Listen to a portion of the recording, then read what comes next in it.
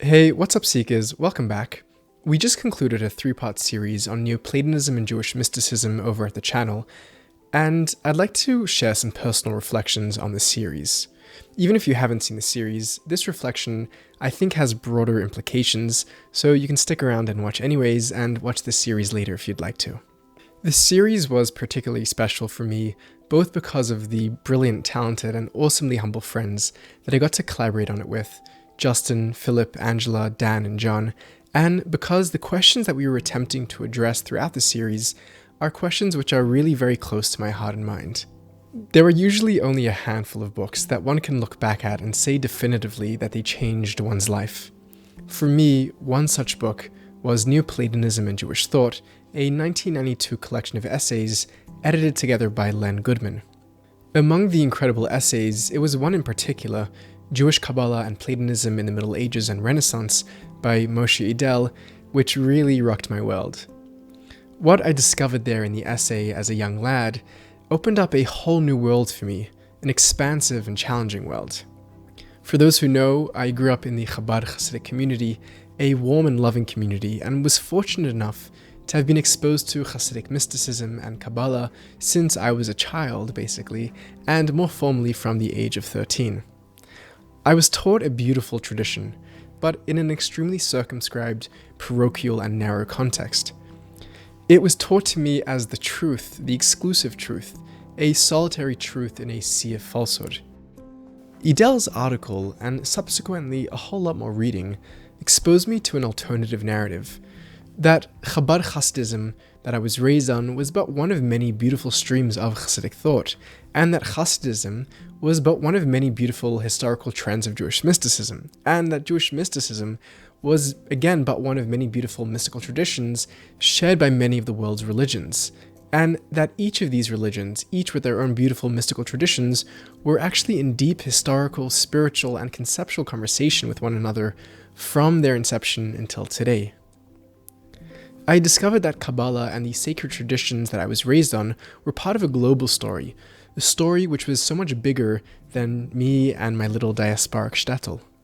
The discovery that the truth I'd been raised on was not exclusive to my family, community, and tribe, but was in fact a universal truth, a deep, beautiful, and rich story, complexly woven through time by the pens of philosophers and mystics, Christians, Muslims, Greeks, Hindus, Buddhists, and Jews alike, was a bit of a mind blow for me at the time.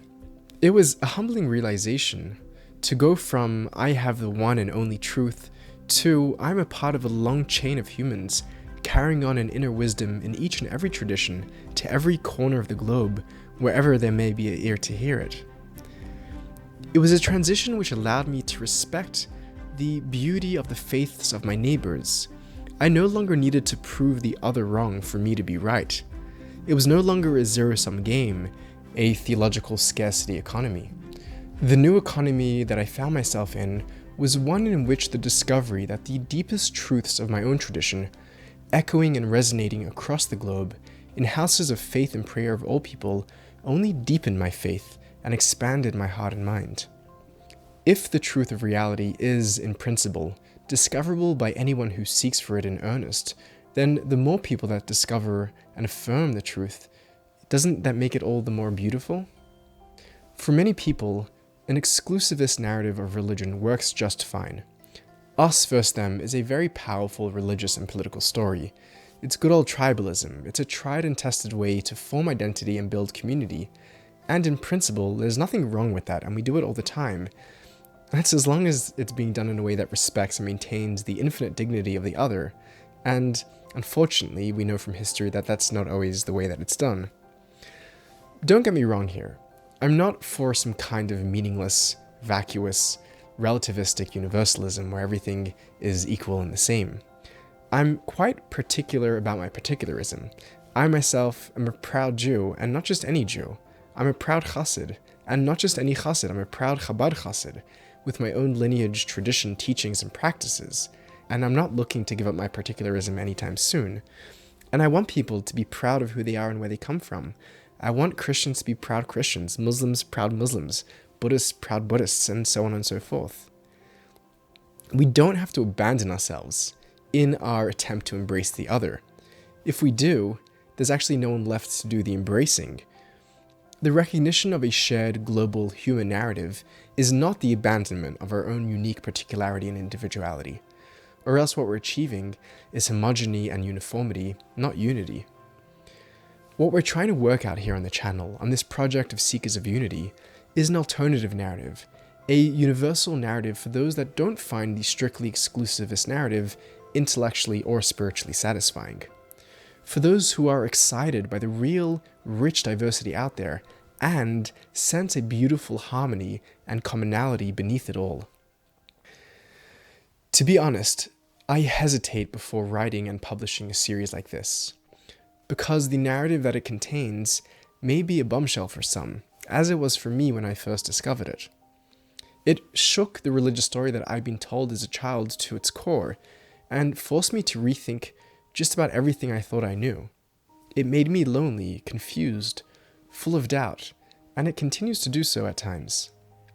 Maybe it would have been better not to have had my boat rocked at all, to hold on tight to the childhood simplicity, truth, and faith that I had been taught.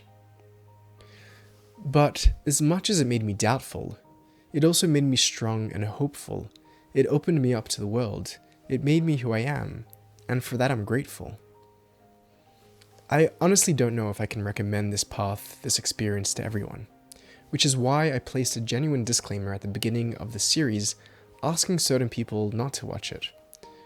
But for those who have already lost their childlike simplicity, the unquestioned and unquestioning faith of their youth, and can't go back to the visionary gleam, the glory and the dream, for those that door is closed and remains closed, this is an invitation to a second faith, a perhaps more mature, nuanced, questioning, curious and skeptical, but hopeful faith, an invitation to explore the unknown together, in the hope that our exploration will lead to a more intimate, tender, kind and caring world together.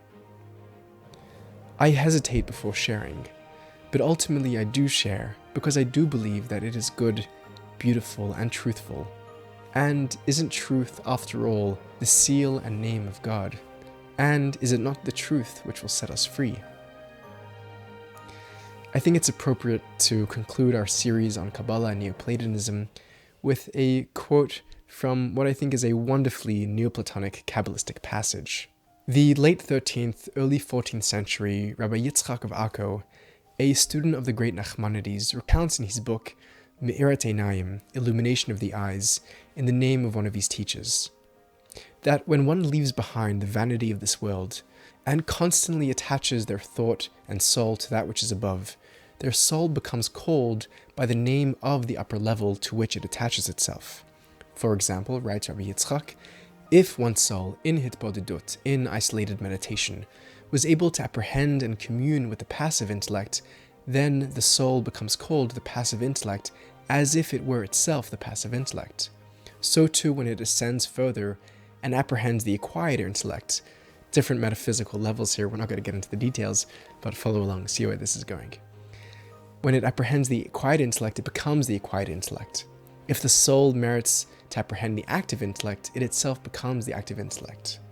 But if one goes all the way and succeeds in clinging to the divine intellect, then happy is its lot, for it has returned to its foundation and its source, and is called the divine intellect, literally. The one that achieves this shall be called a man of God, Ish Elokim, that is, a divine man, a divine human, with the capacity to create worlds, just as the Talmud recounts, Rabbah created a man. On that beautiful Neoplatonic Kabbalistic note, let us endeavor to create a world, a kind and beautiful world together.